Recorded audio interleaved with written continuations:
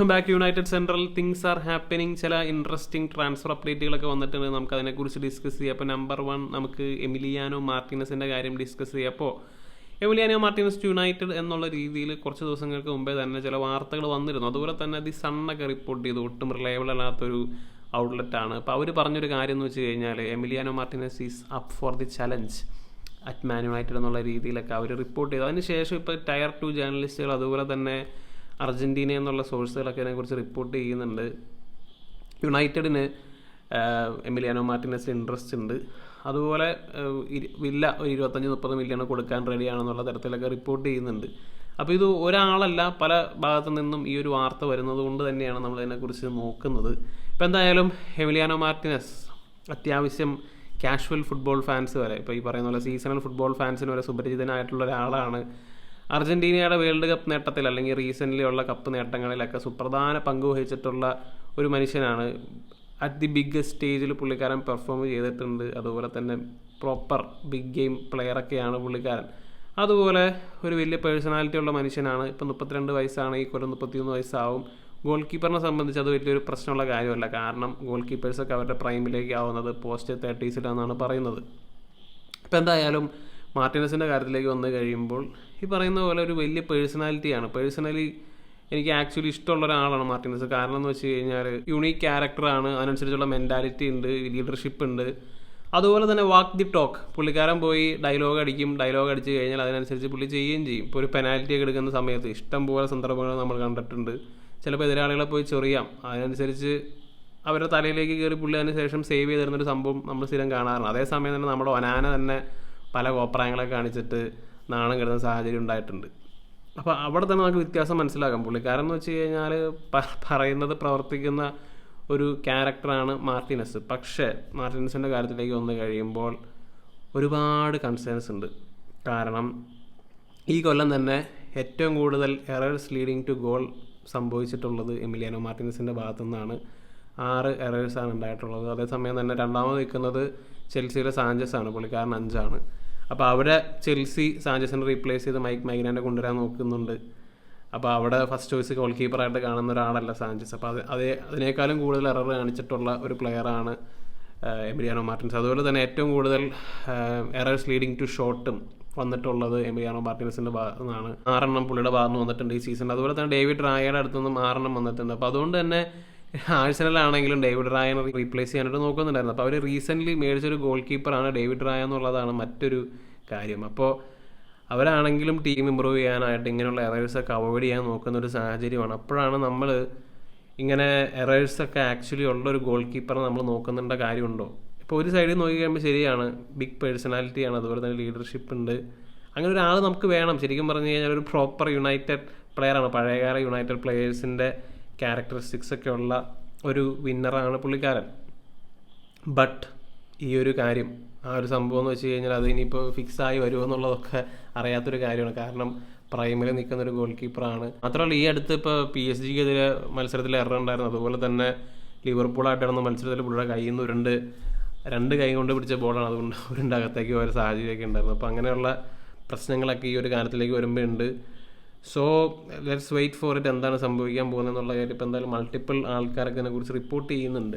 അപ്പോൾ അതുപോലെ തന്നെ അടുത്തത് മെൻഷൻ ചെയ്യാനുള്ള കാര്യം എന്ന് വെച്ച് കഴിഞ്ഞാൽ ഗ്യോക്കെറസിനെ കുറിച്ചിട്ടാണ്. ഇപ്പോൾ ഗ്യോക്കെറസിൻ്റെ കാര്യത്തിലേക്ക് വന്നു കഴിഞ്ഞപ്പോൾ ആദ്യമൊക്കെ നമ്മൾ കേട്ടുകൊണ്ടിരുന്ന കാര്യം ചാമ്പ്യൻസ് ലീഗ് ക്വാളിഫിക്കേഷനാണ് വളരെ ഇമ്പോർട്ടൻറ്റ് ഗ്യോക്കെറസിന് ഒരു ടീമിനെ സെലക്ട് ചെയ്യുക എന്നുള്ള കാര്യത്തെക്കുറിച്ചിട്ടാണ് പറഞ്ഞുകൊണ്ടിരുന്നത്. പക്ഷേ അൾട്ടിമേറ്റ്ലി നമ്മൾ കഴിഞ്ഞ ദിവസം ചെയ്ത വീഡിയോയിൽ ഈ കാര്യത്തെക്കുറിച്ച് മെൻഷൻ ചെയ്തിരുന്നു. വേറെ ക്ലബ്ബുകൾക്കൊന്നും താല്പര്യമില്ലാത്തൊരു പ്ലെയറാണ് ഗ്യോക്കെറസ്. കാര്യം റൊമാനോയും അതുപോലെ തന്നെ പല ഫുട്ബോൾ പേജുകളും ഗ്യോക്കെറസിനെ ഈ സീസണിൽ ഒത്തിരി അധികം ഹൈപ്പ് ചെയ്തിരുന്നു. ഇത്രയധികം ഗോൾ അടിച്ചു എന്നുള്ള കാര്യമൊക്കെ പറഞ്ഞ് വലിയ രീതിയിൽ ഹൈപ്പ് ചെയ്യുന്നുണ്ടായിരുന്നു. ഇപ്പോൾ നമുക്കാണെങ്കിലും ഈ പറയുന്ന പോലെ നമ്മുടെ ഫാൻ ബേസിൽ ഒത്തിരി ആൾക്കാർക്ക് താല്പര്യമുള്ളൊരു പ്ലെയറാണ് ഗ്യോക്കെറസ്. കുറേ കാര്യങ്ങളിലേക്കൊക്കെ നോക്കിക്കഴിയുമ്പോൾ പുള്ളി അടിപൊളിയാണ്. പുള്ളിയുടെ ഒരു അഫ്കോഴ്സ് ഒരു ഫിസിക്കൽ സ്പെസിമനാണ്. അത്ലറ്റിസിസവും അതുപോലെ തന്നെ ഫിസിക്കാലിറ്റിയും ഇതൊക്കെ ഉള്ളൊരു പ്ലെയറാണ്. ബട്ട് എന്തോ സംതിങ് സംവെയർ ഐ ഫീൽ എന്തോ ഒരു കുഴപ്പമുള്ള പോലെയാണ് എനിക്ക് ഈ കാര്യത്തിലേക്ക് വന്നു കഴിയുമ്പോൾ തോന്നുന്നത്. എന്തോ ഒരു ട്രാപ്പാണോ എന്നുള്ളൊരു കാര്യം എനിക്ക് അതൊരു സംശയമുണ്ട്. കാരണം ഞാൻ കഴിഞ്ഞ ദിവസം പോർച്ചുഗീസ് ലീഗ് കളിച്ച വേറെ കുറച്ച് സ്ട്രൈക്കേഴ്സിൻ്റെ സ്റ്റാറ്റ്സ് ഒക്കെ എടുത്ത് നോക്കിയിരുന്നു. അപ്പം അതിനകത്ത് ഒരു ഹാൻസ് സെഫറോവിച്ച് എന്ന് പറഞ്ഞൊരു പ്ലെയർ ഉണ്ട്, സ്വിസ് പ്ലെയറാണ്. അപ്പോൾ 33 വയസ്സാണ് പുള്ളിക്കാരൻ. ബെൻഫീക്കയോടൊപ്പം 2 സീസണുകളിൽ 20-ലധികം ഗോളുകൾ അടിച്ചിട്ടുണ്ട്.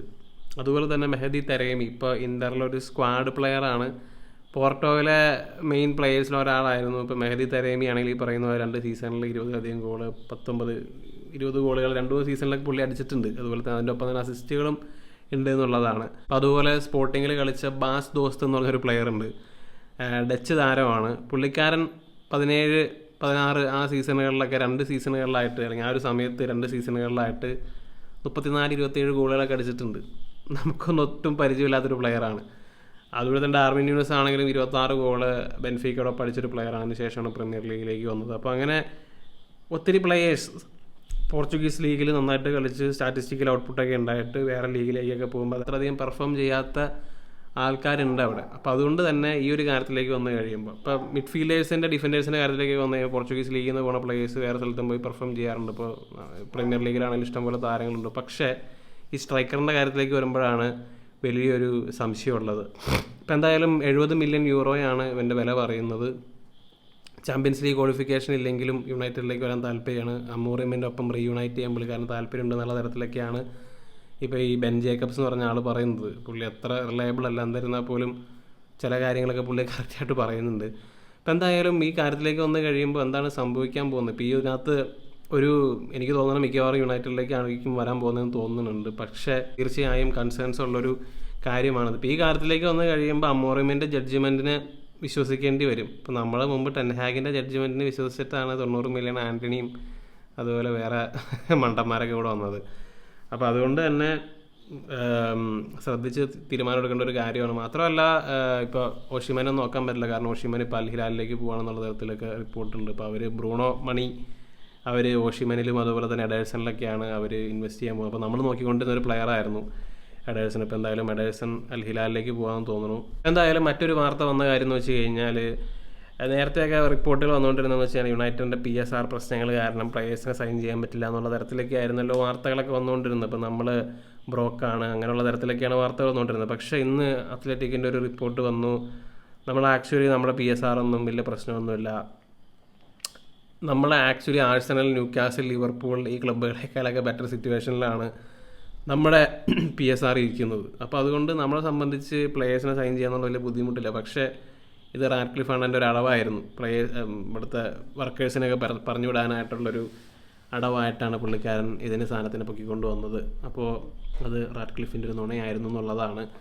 അതുപോലെ ഈ PSRൻ്റെ കാര്യത്തിലേക്ക് വന്നു കഴിയുമ്പോൾ ഏറ്റവും കൂടുതൽ ബാധിച്ചിട്ടുള്ളൊരു ക്ലബ്ബ് എന്ന് വെച്ച് കഴിഞ്ഞാൽ ആസ്റ്റൺ വില്ലയാണ്. അപ്പോൾ അവർക്ക് ഡെഫിനറ്റ്ലി സെയിൽസ് നടത്തണം എന്നുള്ളതാണ്. അപ്പോൾ അതിൻ്റെ ഒരു റീസൺ ആയിരിക്കാം എമിലിയാനോ മാർട്ടിനസ്. അതുപോലെ തന്നെ നമുക്ക് ശരിക്കും പറഞ്ഞു കഴിഞ്ഞാൽ ബുദ്ധിപരമായിട്ട് അവിടെ നിന്ന് സൈൻ ചെയ്യണം ഒനാനേനോ അല്ലെങ്കിൽ കമാറേനെയൊക്കെയാണ്. കാരണം അവർക്ക് എന്തായാലും വിൽക്കേണ്ടി വരും. അപ്പോൾ അങ്ങനെയാണെങ്കിൽ നമ്മുടെ ബുദ്ധി ഉപയോഗിച്ച് പ്രീമിയർ ലീഗ് പ്രൂവൺ ആയിട്ടുള്ള ഇങ്ങനെയുള്ള മിഡ്ഫീൽഡേഴ്സിനെയാണ് നമ്മൾ ശരിക്കും നോക്കേണ്ടിയിരുന്നത്. അപ്പോൾ എന്താണ് ഗായ്സ് നിങ്ങളുടെ അഭിപ്രായങ്ങളിലുള്ള കാര്യം തീർച്ചയായും കമൻ്റ് ആയിട്ടിടുക. നമുക്ക് മറ്റൊരു വീഡിയോയുമായി വീണ്ടും കാണാം.